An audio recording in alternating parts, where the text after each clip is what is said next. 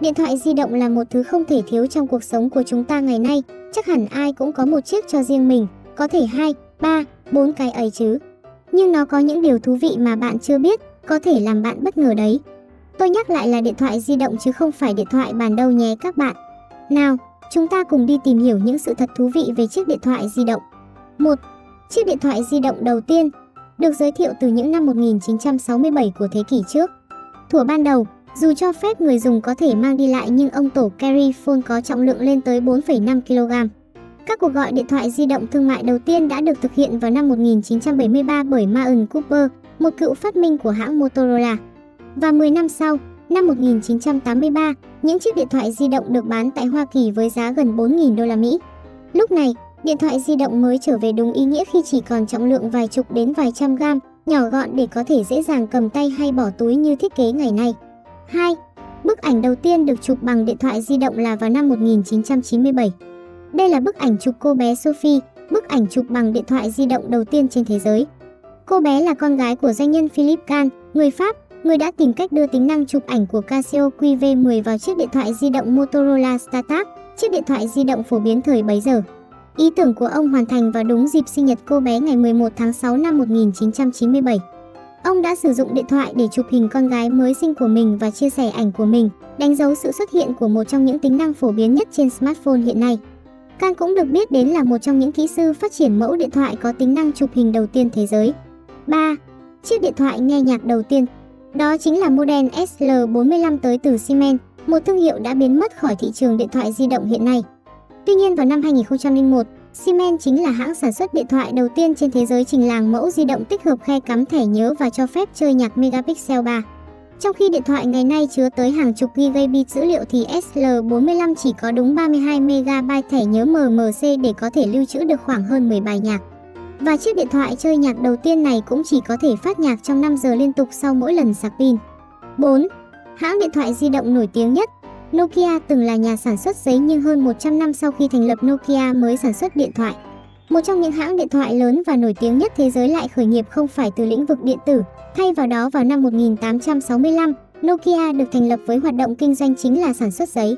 Sau đó nhiều năm hãng lại chuyển sang sản xuất các sản phẩm làm từ cao su, mặt nạ phòng độc, hóa chất rồi mới đến các thiết bị liên lạc như máy điện báo hay dây cáp điện. Sau hơn 100 năm hoạt động, mãi đến tận 1980, Nokia mới ra mắt những chiếc điện thoại đầu tiên. 5. Điện thoại bán chạy nhất lịch sử, Nokia 1100. Trình làng vào năm 2003. Đây là chiếc điện thoại không chỉ bán chạy nhất mọi thời đại mà còn là thiết bị điện tử ăn khách hàng đầu thế giới. Với hơn 250 triệu máy được bán ra, chiếc điện thoại thứ 1 tỷ của Nokia cũng chính là chiếc Nokia 1100. 6. Mẫu điện thoại di động lập kỷ lục thế giới về độ bền. Độ bền của Sony XP3300 Fox thậm chí còn được tổ chức kỷ lục thế giới Guinness World Records xác nhận với danh hiệu mẫu điện thoại bền nhất thế giới. Khả năng chịu đựng của XP3300 được kiểm nghiệm khi người ta thả rơi máy từ độ cao 25m xuống nền cứng, ngâm trong môi trường chất lỏng ở độ sâu 2m mà không gặp bất kỳ ảnh hưởng nào. 7. Siêu điện thoại đầu tiên của điệp viên 007. Sở hữu màn hình rộng với khả năng điều khiển ô tô, công cụ nhận diện vân tay, hệ thống an ninh sử dụng nguồn điện cao thế hàng chục nghìn V là những tính năng của chiếc điện thoại đầu tiên. Ericsson JB988 mà điệp viên 007 đã sử dụng trong tập phim Tomorrow Never Dies. Dẫu không phải là một sản phẩm có thực nhưng chiếc điện thoại mà các nhà làm phim tạo cũng từng gây sốt cho cộng đồng công nghệ ở thời điểm đó. 8. Hiện tượng mẫn cảm với điện tử. Các thiết bị như điện thoại di động hay thiết bị thu phát sóng khác đều tạo ra một lớp điện trường bao quanh. Đã có rất nhiều nghiên cứu để tìm ra sự ảnh hưởng của điện thoại di động đối với sức khỏe của con người. Với những người mẫn cảm quá với điện tử, họ gặp phải triệu chứng đau đầu hay mệt mỏi cơ, khớp khi phải tiếp xúc nhiều với các thiết bị di động. Tuy nhiên thực tế thì hiện tượng trên vẫn chưa chấp nhận về mặt y tế. 9. Có một cuộc thi ném điện thoại thế giới. Cuộc thi ném điện thoại thế giới Mobile Phone Throwing World Championships được tổ chức ở Phần Lan, quê hương của chiếc Nokia từ năm 2000. Cuộc thi cũng được chia thành các môn như ném điện thoại tự do, ném điện thoại đồng đội, ném điện thoại kiểu truyền thống. Các bạn có muốn thử sức với những chiếc điện thoại của mình không nào? 10. Có một chứng sợ khi thiếu điện thoại gọi là nomophobia. Nomophobia là chứng bệnh lo lắng khi không mang theo điện thoại, khiến người dùng không dám rời xa điện thoại của mình. Một nghiên cứu ở Anh cho thấy 66% dân số sợ đánh mất hay không được ở cùng điện thoại. Biểu hiện của chứng sợ này là căng thẳng, khó chịu, liên tục kiểm tra để xem điện thoại còn ở bên mình không. Tôi cá là ai cũng từng một lần có cảm giác như vậy. 11. Điện thoại di động chứa nhiều vi khuẩn hơn cả bồn cầu. Nhiều nghiên cứu chỉ ra rằng điện thoại di động chứa nhiều vi khuẩn hơn bồn cầu tới cả chục lần. Và chúng còn nguy hiểm hơn vì thường xuyên tiếp xúc với da tay và gần miệng người dùng. Các vi khuẩn trên điện thoại có thể gây các bệnh như nhiễm trùng da, nhiễm trùng máu, tiêu chảy.